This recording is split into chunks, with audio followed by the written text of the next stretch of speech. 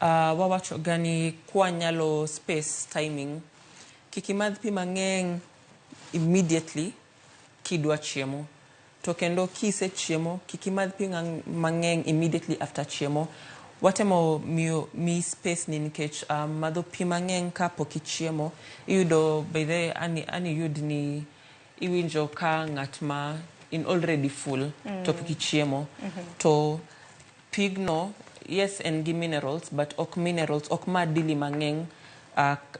in comparison to chiemo midhi chamo no koro ken madho pi watem nwa madh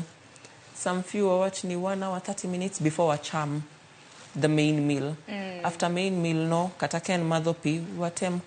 again gimo 30 minutes to 1 hour ama alafu ndo wamadh pigwago nikech jomoko bende samoro wacho ga ni gimadho pi mar mondo mi igi opong' ahinya ne jogo eko ma bende temo lose weight matemo duoko piny pek mar dendgi giwacho ni ka gimodho pi to koro ka gichiemo to koro gichamo portion matin